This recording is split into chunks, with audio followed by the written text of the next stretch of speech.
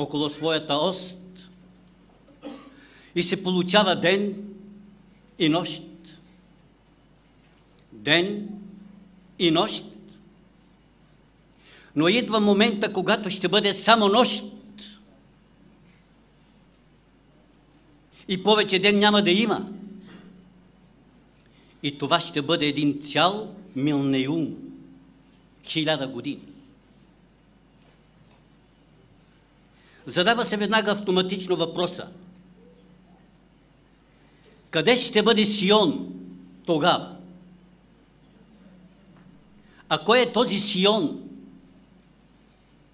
Според книгата на Исаия, глава 51, стих 16. Според книгата на Еремия, 6 глава, 2 стих. Послание към Коринтяните, 2 Коринтиян, 11 глава, 2 стих. Сион е значи църква. Божия Сион е Божият народ. И Господ пита, къде ще бъде Сион тогава? Това е един съдбоносен въпрос. Искам да ме върна малко назад. Колко малко, знаете ли? 6000 години. Когато Господ създаде човека. Колко време човек е бил свят? Колко време човекът е бил наистина произлязъл от ръката на Господа без да се греши, ние не знаем. Дали е един месец, дали 3 или година, нямам информация. Но знам, поне 1 седмица, може би, е бил в съвършено тяло. Поне 1 седмица. Дойде времето, когато Господ трябва да потърси човека обикновено, както според книгата на Битие, глава 3, 9 стих, Господ търси човека, обикновено го търси, според Библията. В един ден, когато Господ потърси човека, обърнете внимание, човекът го няма. Господ го търси. Човече, къде си? Адаме, къде си? Защо си се скрил от мен? Коя посока си хванал в Едем? Защо? Да не би да имаш някакъв предразсъдък спрямо мен, Адаме? Дали Господ така е мислил? Не. Господ знае какво направи Адам. Но Адам не знае какво е направил. Постъпката на Адама и неговата съпруга, те не знаят какви ще бъдат последиците. Под думичката къде си крие се една голяма тайна. Тайна, която Адам и Ева не знаят. Крие се нещо, което засяга цялата планета.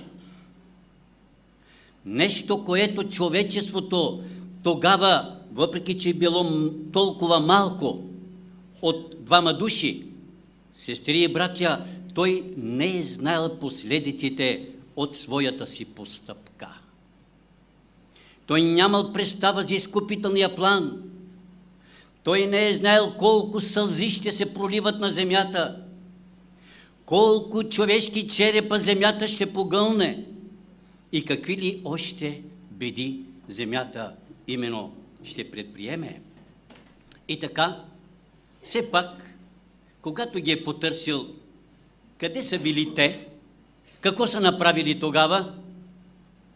Били са там, където не им е било мястото. Нима не е имало други дървета, че това дърво е било най-приятно за тях? Такова нещо няма. Извинявайте, ние знаеме цялостната история и не искам да ви отнемам вниманието за това. Но само ще намекна много малко, за да влезем там, където е необходимо. Да, земята е била Едем. Всичко е било на тяхно разположение. Те имаха право в Едем да посягат към всяко дърво, само с едно изключение. Откъдето да се види тяхното послушание. Уви, до тук спираме за Адама. Спираме за Ева. Сега ви връщам, знаете ли коя година? 2014 година. Господ пита: Лаодикия, къде си? Като период, според Апокалипсиса, в свещеното писание ние откриваме 7 периода, в която трябва да съществува Божията църква, като започнем от Ефес, Смирна, Пергам, Сардис, Тиатир, Филаделфия и, благодаря ви, Лаодикия. Господ пита Лаодикия: къде си? Естествено, като пророчество, Лаодикия отговаря: тук съм. От 1844 година съм тук, на планетата Земя. До 2014 година, 170 години. Тук съм, Господи, като период. Добре, Господ се удовлетворил. Но сега има втори въпрос. Господ пита: Сионе, ти къде си? В периода на Лаодикия. Това ми е и темата за тази вечер. Сионе, къде си? Къде си, Сионе? Църква Божия, къде си? Господ пита. Сестри и братя, тук откривам една истина. Господ пита, защото предстоят мудни дни на планетата Земя. Скрито е от очите на човечеството и на планетата. Господ има един специален народ. Народ, който Господ трябва да приключи делото си с него на земята. И Господ пита: къде се намира? Къде си, Сионе? Ти ми трябваш. И сега питам тази вечер посредством Библията: ти къде си? Като цяло Сион, къде е, Господ пита? А сега питам индивидуално: ти къде си, братко? Ти къде си, сестро? Това е един личен въпрос, на който трябва да си зададем и да си отговорим. В книгата на Псалмите откриваме защо Господ търси човека. 12 стих. Защото мой е светът и всичко, което го изпълва. Затова Господ търси Сион. Затова Господ търси и тебе. Търси всички, предвид нещата, които предстоят. Сестри и братя, Божия Сион е болен, но изглежда той не знае. Това е фатално. Човек да не знае, че е болен, а да мисли, че е здрав, а в действително не е така. Сион е блудкав. Според Откровение 3 глава. Тази диагноза на блудкавост означава, знаете ли какво? Близо до умиране.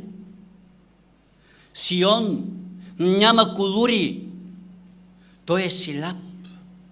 Той не вижда. В кой период Господ загатва това? Периода на Лаодикия. Ти не си ли в този период, братко и сестро? Да, там си и ти. Там съм и аз. Всички сме там. Не познава пророческото време, в което е навлязал този период и Сион, за това, защото липсва му Божият колури, Святия Дух. Освен това, Сион се задоволява, знаете ли с какво? Че фигурира в църковният списък и прави сметка, спасението е гарантирано. Освен това, той се задоволява, че идва на съботно училище, че си пуска десятъка, че си взима урока и го слага в задния джоб и идва на църква. Всичко казано до тук, знаете ли какво означава? Само листа. Това е безплодна смоковница, която Исус я прокле. Господ търси Сион, за да се отворят очите на църквата, за да се видят знаменията, изпълняващи се в Божиите пророчества. Уважаеми сестри и братя, според 3 глава на книгата Откровение, ние откриваме една истина, че ако не се приема свидетелството на верния свидетел от Сион, то ще бъде избълван. За съжаление. Може би ще дойде денят, когато ще стане толкова късно, както след малко ще видим, когато влезе в сила онзи съюз, за който ни говори Исаия глава 8, стих 12. Нека да прочетем. Не наричайте заговор, в моят превод казва съюз. Всичко, което този народ нарича съюз. Тук пише заговор. В оригинала казва съюз, а не договор. То е едно и също. Не дейте се съгласявайте с този съюз, който предстои. За какъв съюз става въпрос? За какво обединение става въпрос? Уважаеми сестри и братя, тук вече навлизаме в самото изложение. Има един човек, който има най-голямата титла в света. Човек, чиято смъртоносна рана вече почти е оздравяла. Библията го нарича, знаете ли как? Синът на погибелта.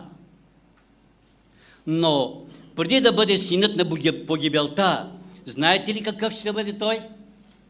Айде сега го вижте спокойно, да видите как се представя той.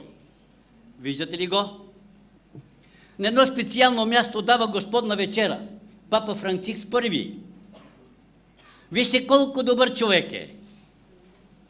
Умива краката, даже какво ги прави? Даже ги целува. Вие преди 2 седмици имахте Господна вечера, нали? Извинявайте, ще ви кажа нещо, което не искам да се засегнете. Даже съм чул слух, че някой иска да си мие нозете с някоя сестра. Сестра, тя отказа. Защо не знам, но вижте тук папата целува нозете. Кой от вас би направил това? Кой? Той излиза, знаете ли как, по-милостив от Исуса. Я вижте Исус, той само мие краката Исус. А папата ги мие, а и ги целува. Пък как да не му се довериш на такъв човек? Как да не го приемеш? Сестри и братя, в това миене и в тази целувка на папата, знаете ли какво се крие? След малко ще ви обясна. Искам да ви кажа, че във първата година на папа Франциск, вече цяла година, истинското му име е Хорхе Мария Берголио. Той е начело на Римо-католическата църква. Франциск I, искам само да ви напомня, за да имате представа, като информация, не е само папа. Той е едновременно и свещенослужител. Но между другото, той е и консерватор, но между другото е и реформатор. Какъв добър човек, нали? Какъв приятен човек. И сега искам нещо да ви напомня. В книгата на Йов, глава 1, стих 7. Спомняте си някой стиха там какво пише? Ако не, ще ви го прочита. Господ каза на Сатана: откъде идваш? А Сатана отговори на Господа и каза: от обикаляне нагоре, надолу по земята и от ходене насам, натам по нея. Каква бе мисионската цел след грехопадението на Сатана? Каква? Да обиколи земята. Ама навсякъде да обиколи. Цялостно да обиколи. Това бе като ангажимент на Сатана и неговите демони. Но сега, нека да видим какво прави папството. Дали той обикаля земята насам, натам, нагоре, надолу, както Сатана? Я да видим надолу, какво ни казва. Вижте какъв приятен човек. Излиза с поздрав. Сатана много добре изпълнява ролята си с него, за да постигне своята цел. Но, извинявайте, Сион спи. Сестри и братя, когато се решаваше човешката съдба в Гетсимания, когато Исус взе със себе си 3 ученика и когато се простна на земята и когато пота му се обърна в капки кръв, какво правиха учениците в този момент, ви питам? Те спиеха. Предвид края на човешката история, Сион какво прави? Спи. Той не вижда. Гледа, извинявайте, но не вижда. Интересно как? Може би е омагьосан от заблудите на този свят. Започва мисионската дейност на папството. Изпълнява функцията на кого? Преди малко Йов 1 глава 7 стих. На Сатана. Нека да продължим надолу да видим. Виждате ли го къде се намира? На един италиански остров, наречен Лампедуза, с бежанци. Благославя ги, дига ръцете си нагоре, обикаля светът навсякъде. Вижте цялото морско крайбрежие и остров. Обикаля навсякъде и изпълнява същия дълг, когато Господ запита Сатана, откъде идеш? Ами от обикаляне земята. Какво прави папството? Обикаля земята. Каква ми е темата за тази вечер? Сионе, къде си? Виждаш ли всичко това? Виждаш ли това обикаляне какво крои? Виждаш ли перспективите на това обикаляне? Къде си, Сионе? Помажи очите си с колури, за да виждаш. Продължаваме надолу. Виждаме го в Рио де Жанейро. Обърнете внимание, народ, колкото искате. Не може просто да се мине. Той няма бодигарди, не се страхува. Неговите бодигарди, знаете ли кои са? Мистически демони. Люцифер му е бодигард. От какво да се плаши? От какво? Въпреки че той не знае това. Но според свещеното писание ние откриваме, че медиум е, въпреки че той не знае. Въпреки че той има също перспективи, но какви са те? След малко ще видим. Нека да продължим надолу. Един усмихнат папа. Тази усмивка на папата крие корисни цели. Така посреща всеки един, който отива при него и където той отива.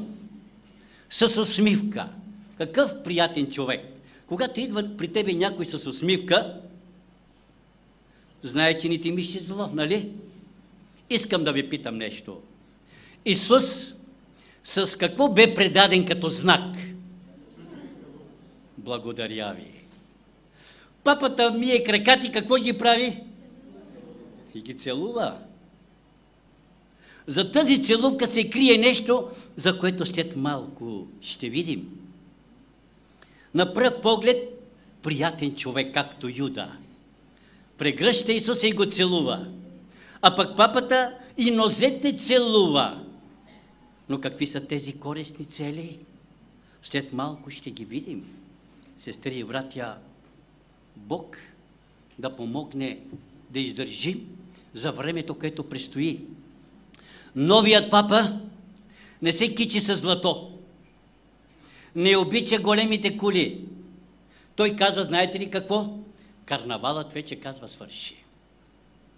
Наистина Франциск обича да е близо до хората, да печели сърцата им, както го видяхме в Рио. Това функционира на пръв поглед много тържествено. И сега виждаме го на друго място. От обикаляне земята, насам, натам, нагоре, надолу. Празник на католиците. Отиваме на едно специално място, където се води богослужение и мога да кажа като концерт на младите католици, цяла седмица молитви и музика начело с папата. И интересно тук, искам само да знаете нещо, което е много важно. Стилът на новият папа се харесва много на хората, особено на младите. При старите е стар, при младите скача нагоре и се усмихва. Просто човекът полезен за всяка аудитория. Точно за това в Рио де Жанейро посрещна тази седмица толкова много младежи от цял свят и толкова много журналисти. Всъщност, броят на журналистите е рекорден. 5500 души журналисти. Аз такава цифра от журналисти не съм прочел и не съм намерил.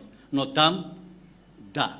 Това става в Бразилия, която той държа в храма Аперасида. Цяла седмица. Разбира се, имало е по-точно и някои големи разходи, за които това са нищожни пари за папата. Фестивалът се разбира, че е бил с много голями разноски, срещу което почти всеки път евентуално се водят и протести. Тази година разходите за този фестивал са надхвърлили 40 милиона евро. Само за една седмица. Какво е това за папството?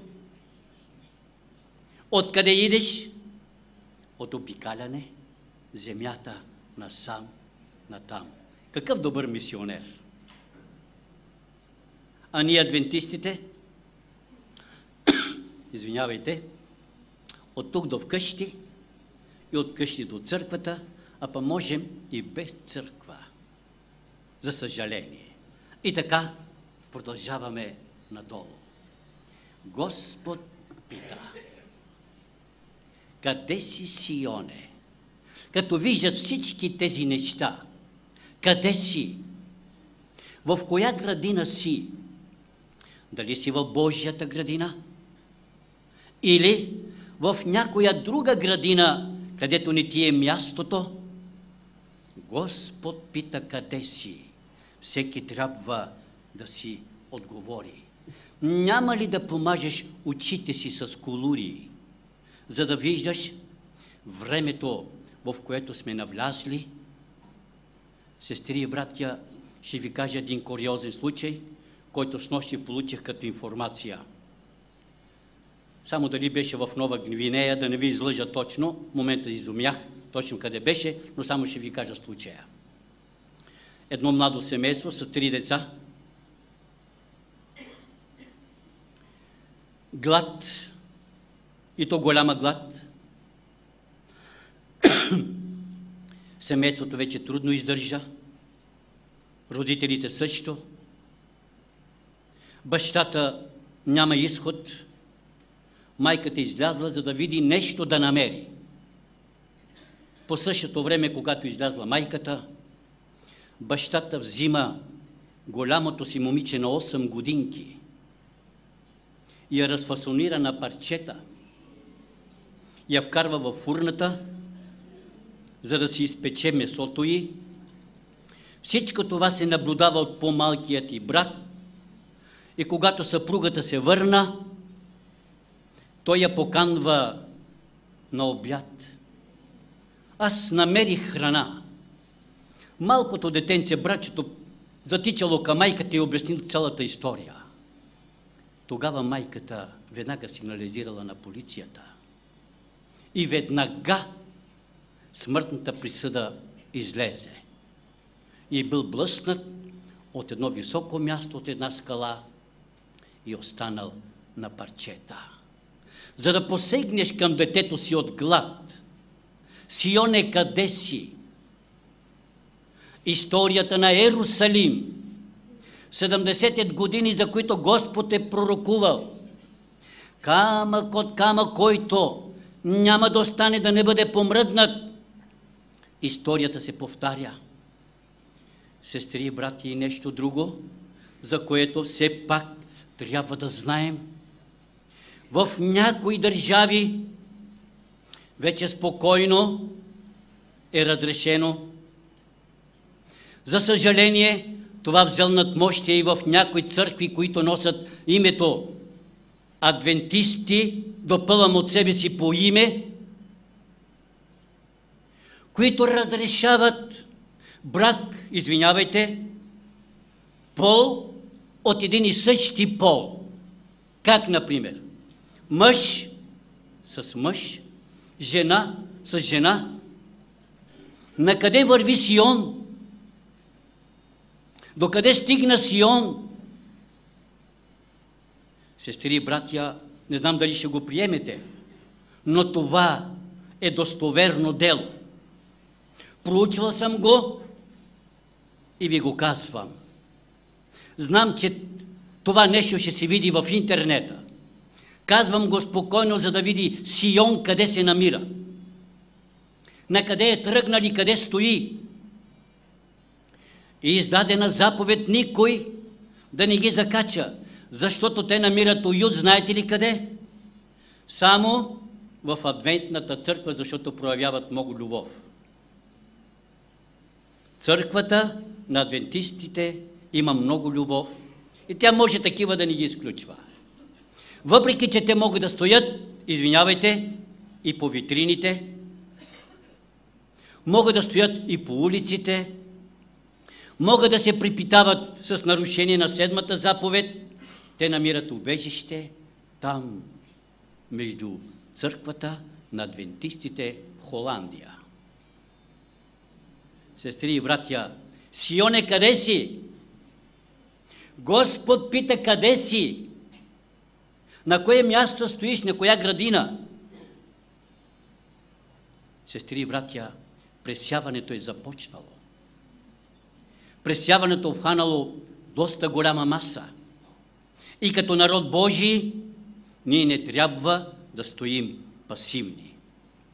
Едно от пресяванията, според свидетелството на верния свидетел, е повърхностното познаване на истината. Това ще бъде един от начините за пресяване. И сега, нека да видим нещо, което е много важно и много съществено. Ние видяхме папата какви обиколки прави, какви действия прави, но той като папа е дал клетва, както всеки един папа. И внимавайте сега, каква клетва е дал папата? Който не му се покори. Допреди малко как го видяхме? С усмивка, приятен човек, смее се, обикаля, много добър мисионер. Айде сега да чуем и клетвата, която наистина той изразява, като станал папа.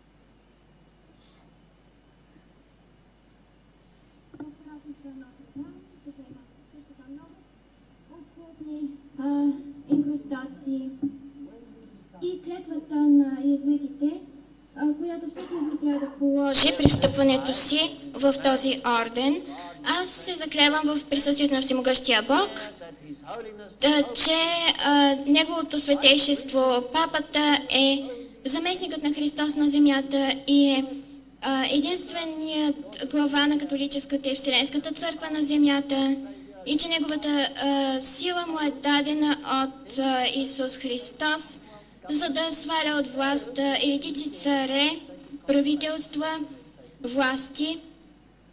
Слушайте добре. Следователно, езуитът се Какво обещава? заклева, че ако правителството не е подвластно, не се подчинява на папата, то ще бъде унищожено. Аз се заклевам също така, че ще бъда навсякъде, където ми заповядат да отида и ще изтребвам всички еретични протестанти и либерални доктрини. Либералната доктрина се изразява в възможността да вземеш свой собствен избор, т.е. правото на личен избор, но той е обект на атака от страна на йезуитите.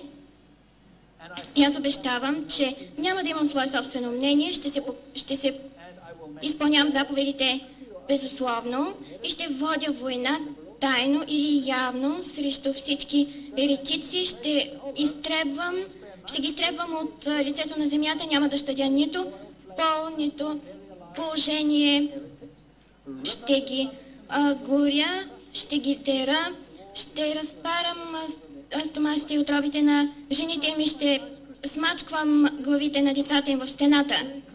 Наистина едно много християнско обещание. Сестри и братя, чухте ли клетвата на папата? Преди малко го видяхме като какъв? Като мисионер, нали? Но който не се подчини на него, какви ще бъдат последиците? Едно от най-ужасните, последното, което е казал, не знам дали разбрахте. Дори казва жена, кое е в положение на бременност. Ще разпервам, казва, корема й. Ще извада детето и ще го разбия, казва, на стената. Ако не се починат. Сестри и братя, усмивка, целувка и мисионерство. Нека да го видим по-нататък. Това е пророчество, което е записано в книгата на Даниил, глава 7, стих 8. Там се казва, че в този рок имаше очи, като човешки очи и уста, които говореха надменно. Може би се сещате за кого става въпрос? Това е малкият рок, една малка държава, издигнала се от средите на Европа, съществува и до днес и е много силна, въпреки че е и много малка. Нека да видим визионално какво представлява. Господ отново пита: къде си, Сионе? Когато Римската империя се разпадна, между 158 година и 476 година след Христа, 10 европейски племена, по-точно държави, преди това племена, те са се разпаднали и от тях се образува европейските държави, които 3 от племената са отпаднали и на мястото на 3 зацарувало е папството. Сестри и братя, Господ пита: Сионе, къде си? Господ търси църквата в нейната святост, чистота. Но за съжаление, търси Сион, но за съжаление, нека да видим, някои много ми приличат на тази жена. Я да видим коя е тази. Харесва ли ви? Каква приятна жена. С ланиците си, с герданите си, с гримните си, с рушовете си, с гримировката си. Въпреки че ние държиме някой път едно шише в ръката, а пак тя държи, знаете ли какво? Златна чаша държи. Коя е тази жена? Я да видим коя е. Това е жената от Откровение 17 глава. Извинявайте, сестри, обличате ли се някой път като тази жена? Или нещо повече даже от нея? Тогава не си ли задавате въпроса, че не приличате ли като тази жена от Откровение 17 глава? Особено по нашите сватби, извинявайте, не съм против сватбите, далеч съм от тази мисъл, само казвам за външността. Може би и малко по-ниско от тази жена. Но затова Господ пита: къде си, Сионе? Тя е майка, която ще стане свърталище на всички паднали религии. Господ търси. Търси Сион. Търси добродетели в Сион. Търси онова, което наистина трябва да съществува в него.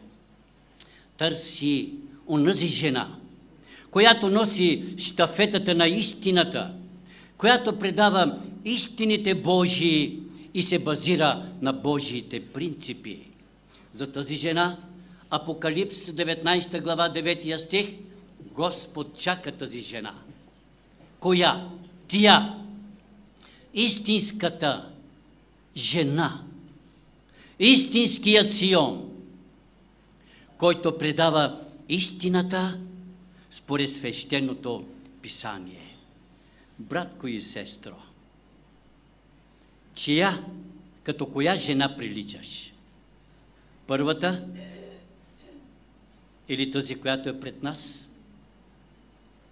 Къде си, Сионе, пита Господ? Дали си тази, за която е записана в Откровение 12 глава?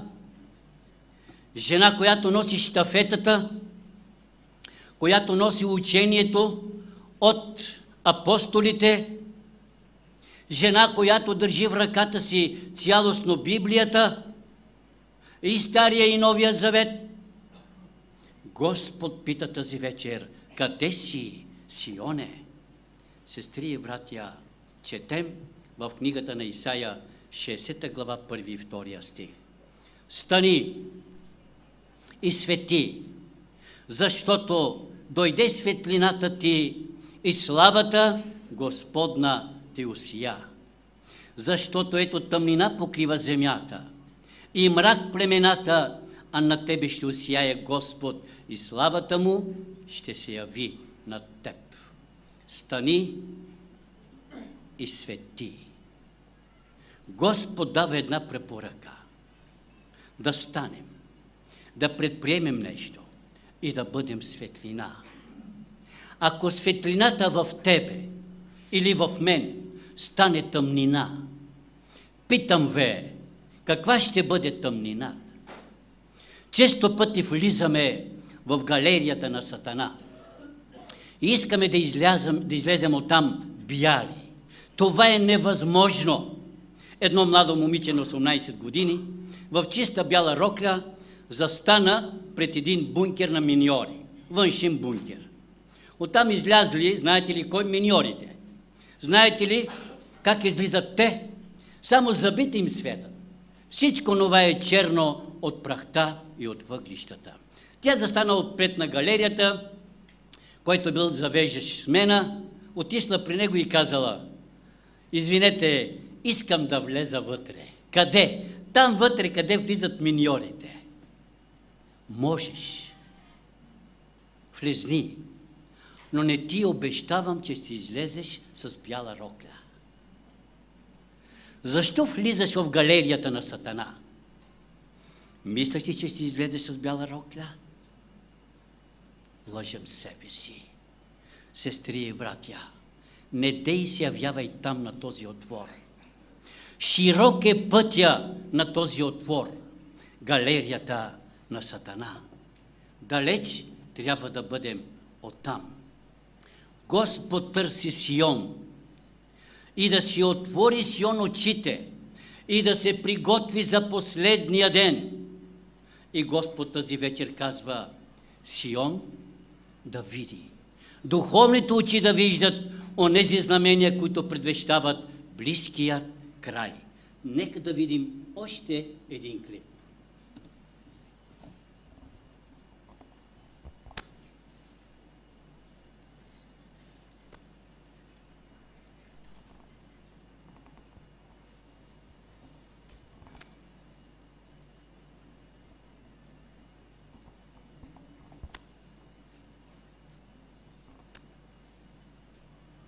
Нещо не знам дали... Ще видим.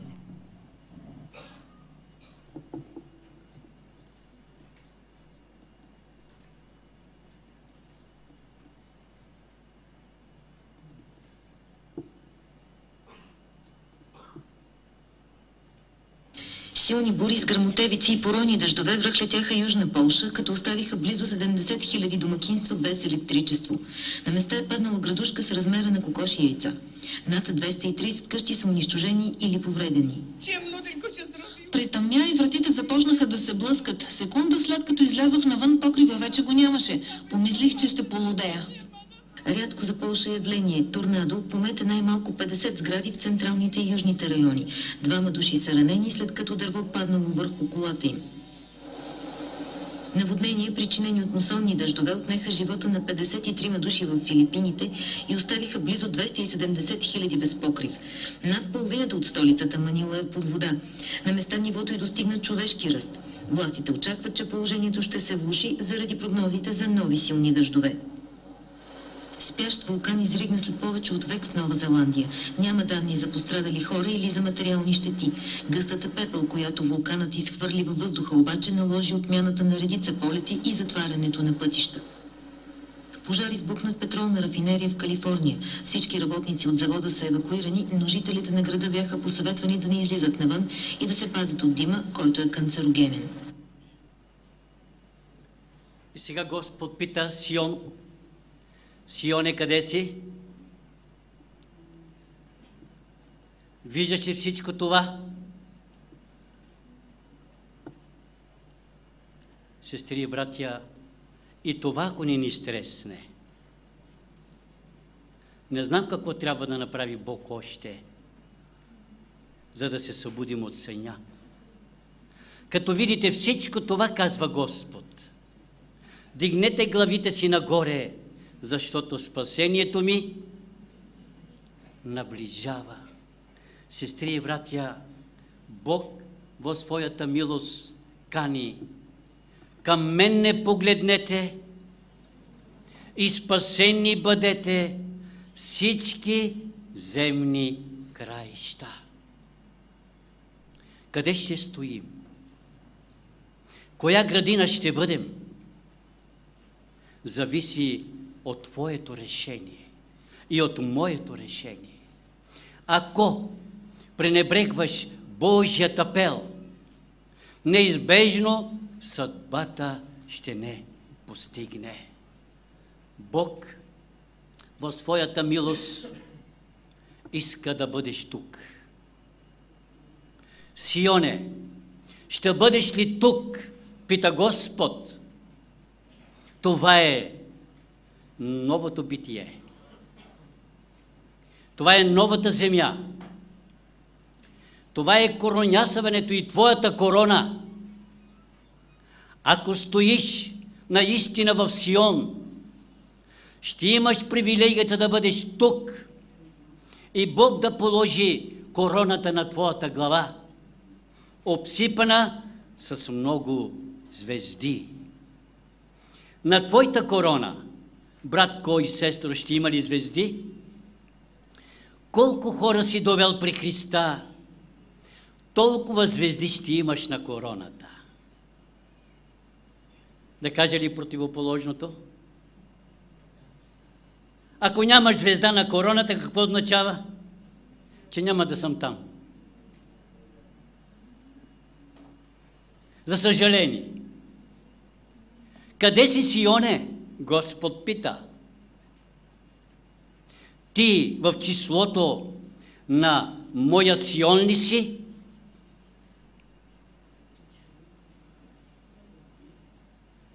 Ако потърсим църквата, къде трябва да видим? В Божието лоно, а не в света. Ако търсим света, то трябва да бъде далеч от църквата. За съжаление, често пъти църквата е в светът и светът е в църквата.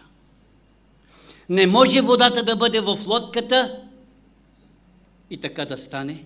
Не може, лодката ще потъне. Не може светът да бъде в Сион. Не може.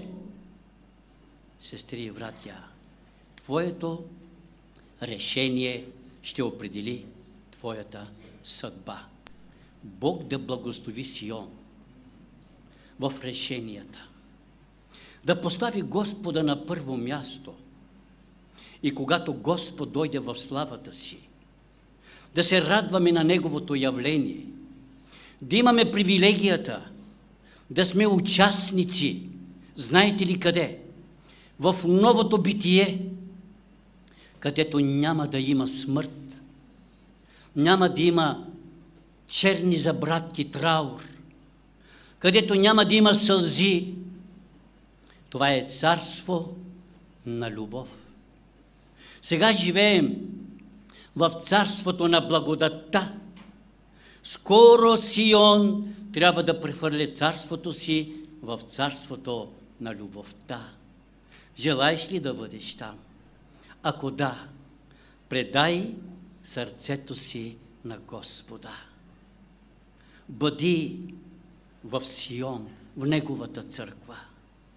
Не излизай вън от Сион. Не излизай от кораба, защото вън е вода. Ма някой път кораба мирише. Да, в новият кочек мирише на слон, на мечка, на тигър и какво ли не там. Какво трябваше да направи семейството на Ной? Ама не може да издържим. Цяла година е. Мирише вътре вони. Добре, излезте отвън. А вън какво е? Вода, потоп. Къде ще бъдеш, ако не си в църквата, братко? Ако не си в Сион, отиди в света. Но в света какво има? Потоп, има вода. Ще погинеш. Къде си тръгнал? Мириш или не, остани в Сион, за да бъдеш в царството на любовта. Бог да не благослови в това. Е желанието ми. Амин. Сега да чуем една хорова песен, след това, който си помолим.